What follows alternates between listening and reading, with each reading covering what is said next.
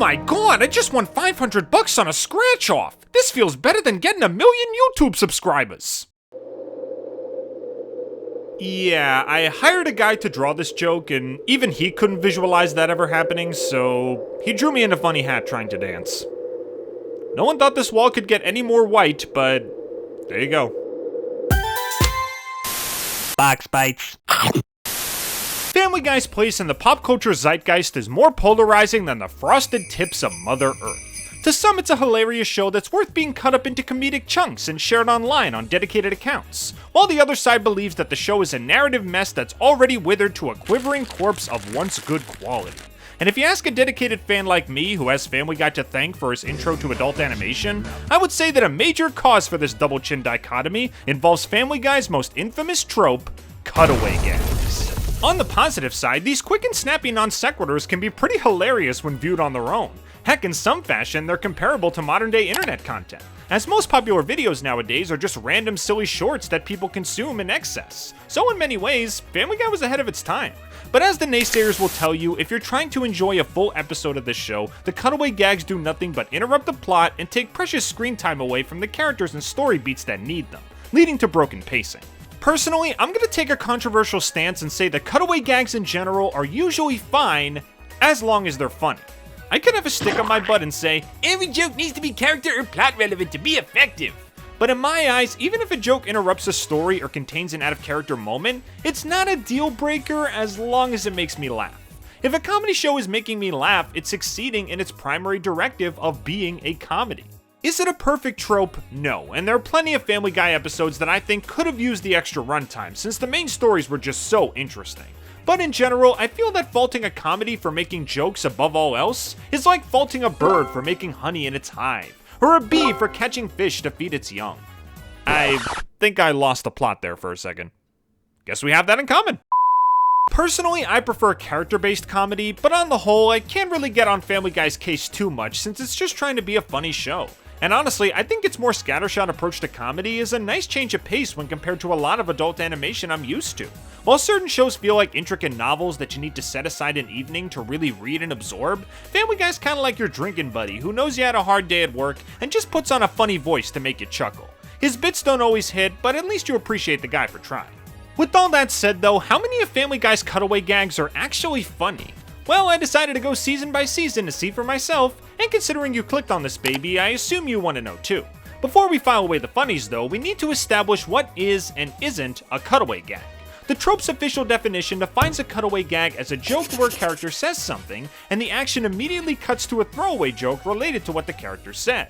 The cutaway gag is usually a non sequitur which has absolutely nothing to do with the plot of the current episode. This means that there is a distinct difference between a cutaway gag and a plot-relevant flashback.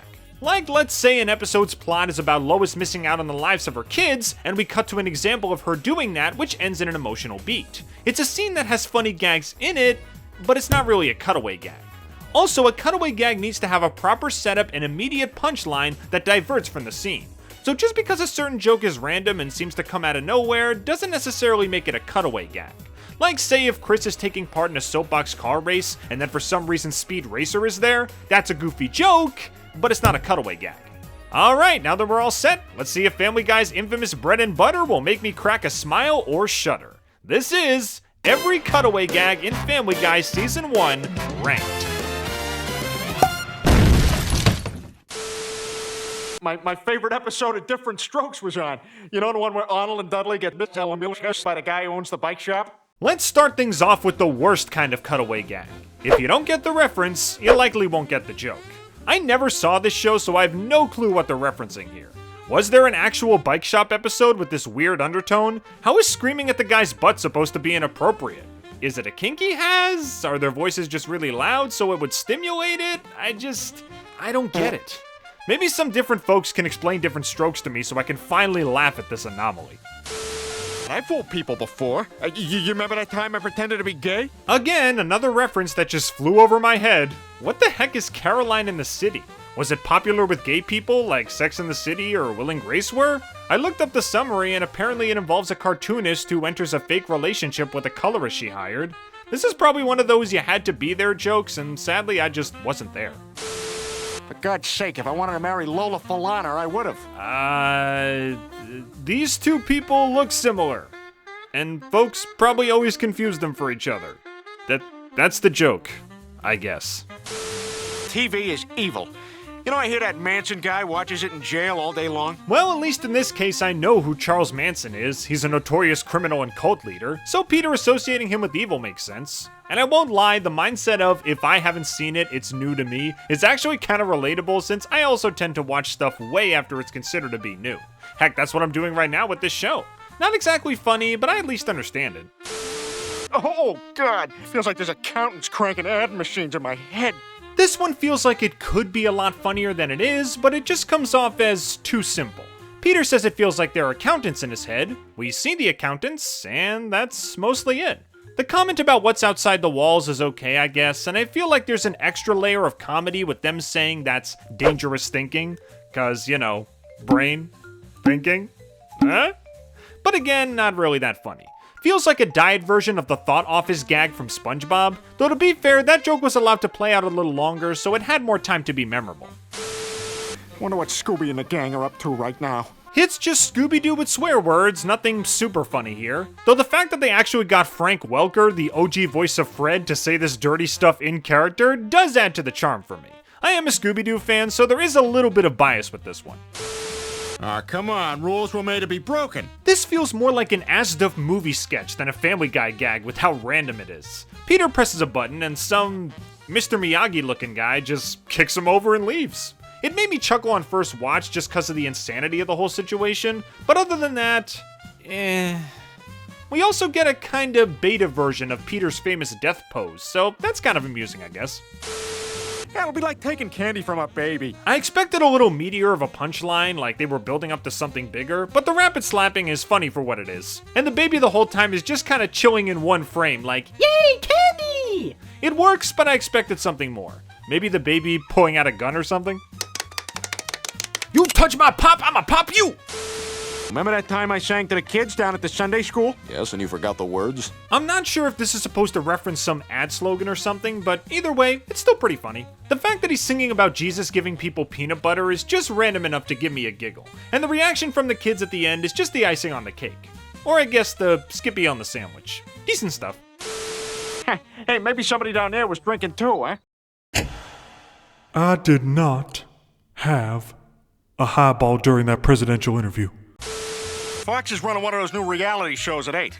Fast animals, slow children. As someone who's seen firsthand how dumb reality show premises have gotten over the years, this is both really funny and kinda accurate, even nowadays. Also, the music constantly speeding up as the tiger gets closer and the kid gets more vulnerable is just amazing. We never see what happens to him, but hey, that's the magic of reality TV. Nothing but anticipation and drama, with only a tiny sliver of progress here and there. Why do people watch these shows again? Chief Grand Cherokee. He was a rainmaker. The skit is okay and the reference is fine, but this joke gets 100% carried by Peter's Native American name. Chief Grand Cherokee is a god-tier pun, and I gotta give it its flowers. Not by dancing, cause God knows I can't. So, Peter, have you found a replacement for your team? No, and believe me, I've been looking. This one is simple, but still really iconic. Peter basically does the Japanese equivalent of, I'll be your best friend, which definitely caught me off guard on first watch and made me laugh. And the abrupt ending that just cuts to the next scene is perfect. Plus, it's a race-based joke that works since the Asian guys are portrayed respectively, and it's Peter who's unknowingly being the insensitive moron. Pretty funny stuff.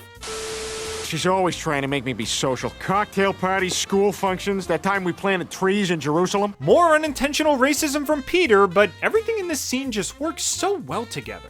Peter's delivery, the offended party just glaring daggers at the guy like, dude, what the heck? And the fact that he's supposed to be doing an act of charity for these people, yet he's insulting them right to their faces. You know how lousy I am with housework. Remember when I tried doing the laundry? Hey, The Lion, the Witch, and the Washing Machine. That's my favorite Narnia book. This one is honestly funny even if you don't get the reference. Like the fact that Peter entered this magical world and only cares about getting his other sock back is pretty great. Also, Mr. Tumnus just straight up sounds like Stewie, and I think that's hilarious. Welcome to Narnia, you Brobdineggian blunderbutts. I don't want to disappoint him again. You remember what happened when he tried to sneak me into the county fair? Honestly, I don't know what I find funnier about this. The fact that Peter thought this plan would work, or the fact that it actually almost did. Like, this dude was just about to give this talking horse with a second face a ticket before Chris sneezed. Then the old headgears finally started turning.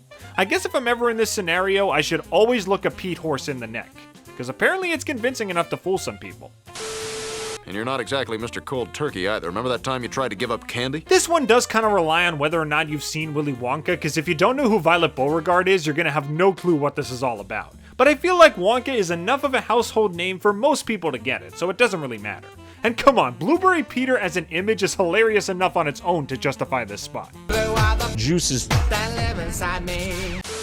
Okay, I just hope he doesn't need changing. I'm a little gun shy after what happened last time. Why is there paprika on Stewie's changing table?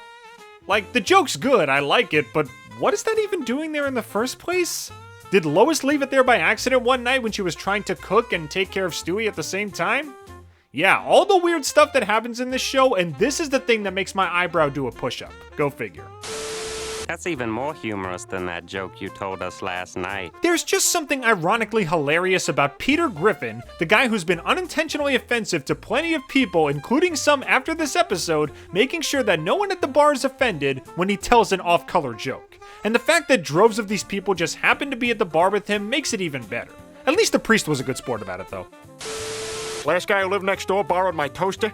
Never saw it again. A little dark for my taste, but it works. I always appreciate universal jokes that pretty much anyone can get. Oh, nice bath and some toast. Of course not. This isn't the first time I've had to find my own food in the wild. Peter attacks Red Riding Hood for her basket, and then an actual wolf attacks him. Karma tastes as good to us as that food probably would have tasted to him. Also, insert Peter and the wolf joke, I guess.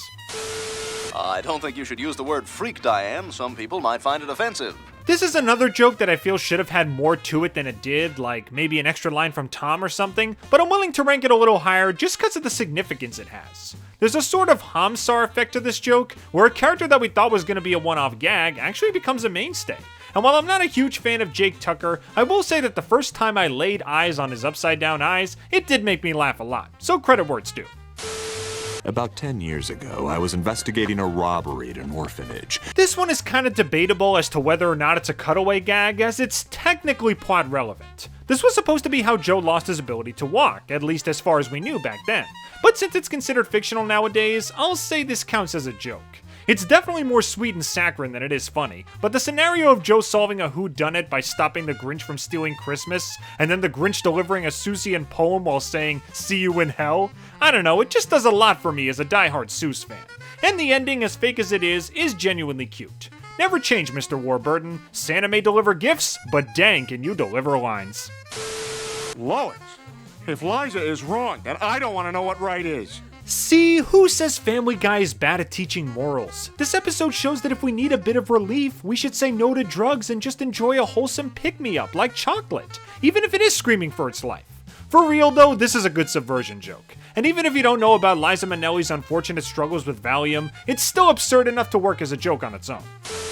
Wow, I haven't seen Meg this happy since that bus broke down in front of our house. A 2-for-1 reference deal with this one. I know just enough about Hanson and Children of the Corn to get what they're playing at here, and even if I didn't, Peter just randomly whipping out a shotgun and popping a cap in this poor band was sudden enough to make me laugh.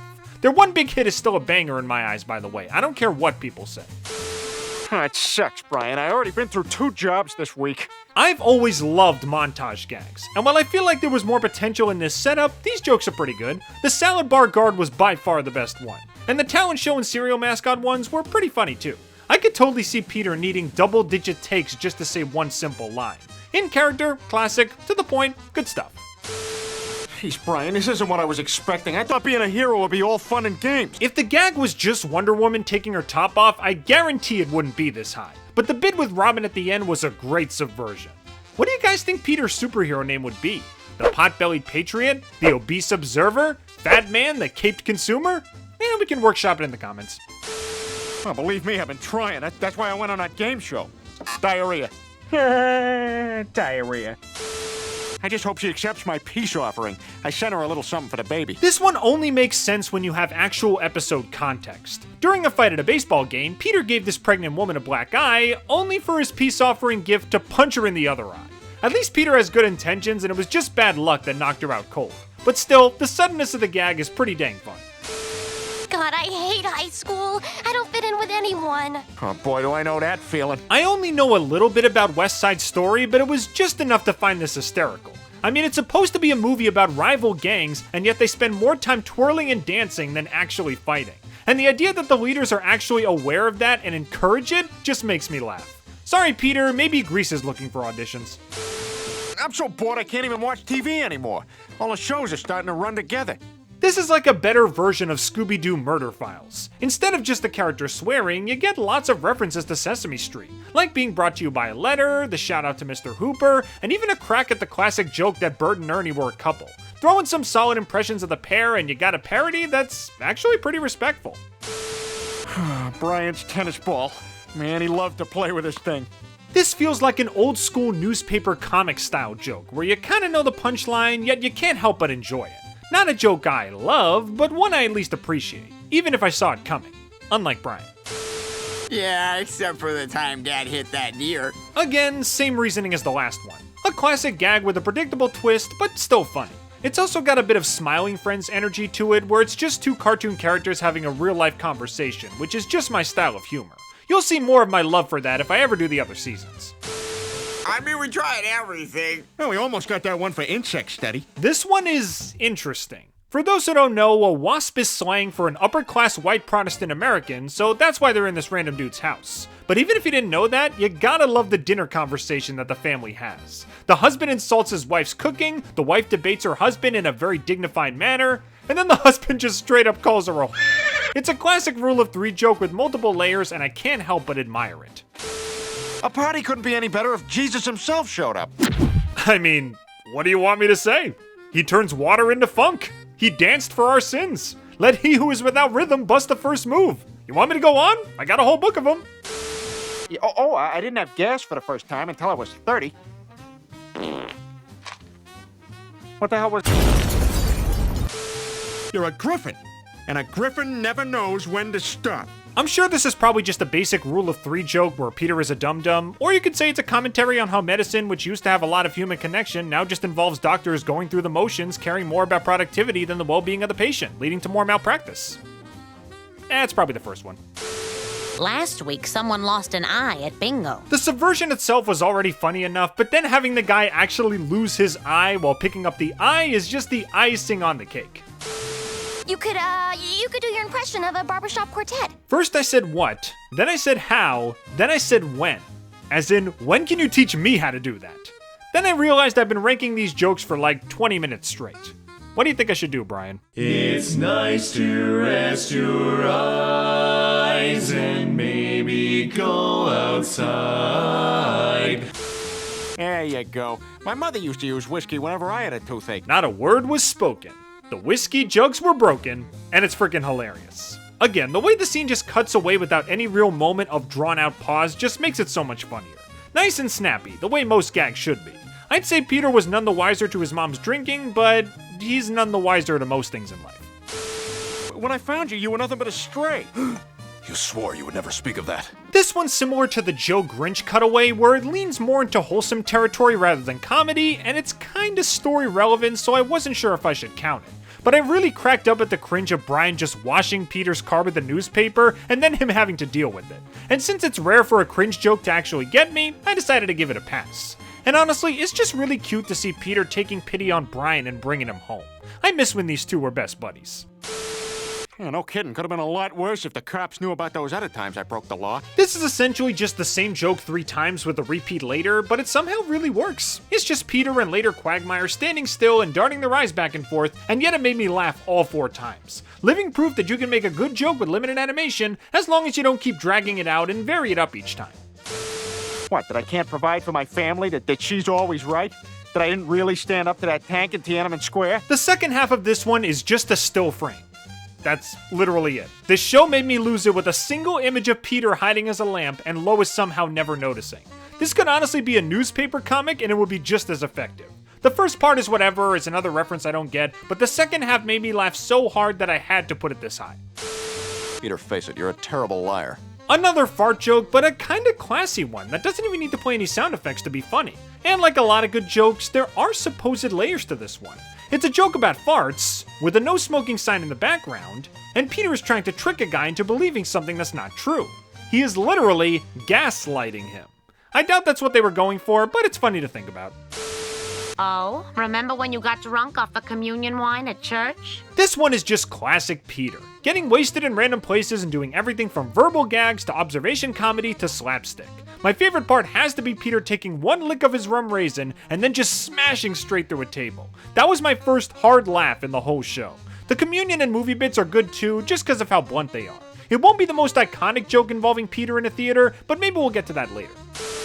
You know, most of the world's problems stem from poor self-image. The first cutaway joke in the show, and it's surprisingly really good. The idea that he became anti-Semitic just because some Jewish guy had better gains than him is so petty, yet somehow so fitting.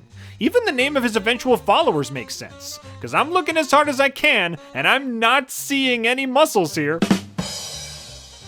I can't leave the premises. They're monitoring my every move. Hey, more subversion! But this one does some surprising double duty. At first you're led to believe that Peter's house arrest officers are just playing Pong without even watching him at all, and that's the joke. But then we fade away to show that it's just Peter running back and forth between two pieces of furniture. They basically played with our expectations twice in the same gag, literally since it's a video game, and I gotta applaud them for that. Enclosed is a rubber band, a paper clip, and a drinking straw. Please save my dog. Alright, if you somehow don't know, MacGyver is basically the guy famous for creating practical equipment out of seemingly useless and unrelated stuff, like turning a muffler, gear shift knob, cigarette lighter, and some seat cushion stuffing into a freaking bazooka. I'm not kidding. But the idea of Peter sending Mac a rubber band, paperclip, and drinking straw to break his dog out of prison is just... like, come on dude, you're asking for the moon here. That's like saying, hey, here's a piece of chewed gum, half a sneaker, and 4 pages from the phone book. Go invade a third world country. It's just not gonna happen. What are you talking about? I'm a great driver. Remember your trip to the Southwest? This one's just as high as it is because I'm a huge sucker for Warner Bros. Cartoons. I guess Wile just figured that his Roadrunner catching plans were too overcomplicated, so just go for something dumb and straightforward, like a fat guy who barely knows how to drive. Also, I love how Wile literally just has Brian's monotone voice. We've never heard him talk in his can of material, and when he does here, he just sounds like a normal guy. That's hilarious to me. I guess deep white guy voices are common for canines of all kinds. Oh man, what am I gonna do if I get fired? I'll have to go back to my old job as a Calvin Klein model. The best reference gag in the first season, and it's not even close. I know almost nothing about Calvin Klein, and yet when I saw this bit, I completely lost it. And before you ask, Ed Dillinger is the bad guy from Tron. He's the CEO of Encom, and he's played by David Warner. So, there you go. Meg, honey, I know what I did was wrong, and I know this isn't the first time I've embarrassed you. I don't think I really need to explain why these next 3 are funny. They're just straightforward, well-written jokes that anyone can laugh at. Peter sneaking into a movie with a bush, Peter showing up in a towel to embarrass Meg, and especially Peter just holding up loads of sports equipment and being mildly confused and disappointed when he hears that he's having a daughter. That last one is especially funny when you realize that Peter is trying to cheer Meg up by talking about his life disappointments, and the one he chose was her. The reference gags are unique, but sometimes it pays to go the Simpsons or Futurama route and just be universally funny.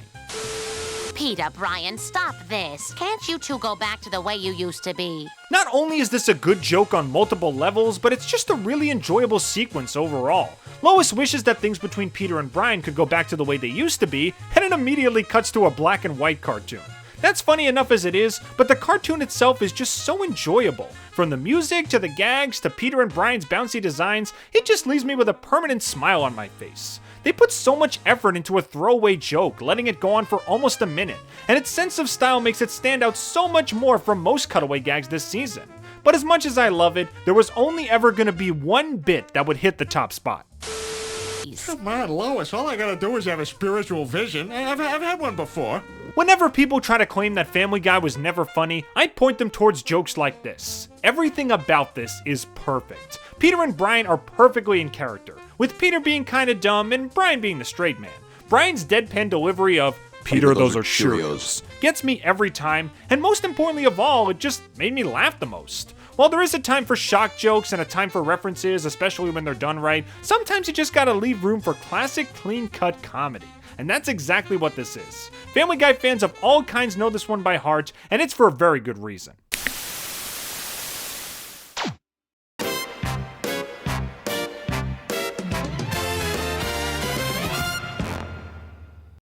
And with that, Family Guy Season 1 is done and dusted. Luckily, there were only 7 episodes this time around, so it wasn't too much of a struggle to binge the whole lot and get this vid out in time for Season 23's release. As always though, let's hear what you guys think. What was your favorite cutaway gag from Season 1? Would you like to see me rank all the ha-has in later Family Guy seasons? I'm gonna be binging this series anyway, so it could be a fun way to make some content on the side. Either way, leave your thoughts in the comments below. Thanks for tuning in, everybody, and I hope to see you all real soon.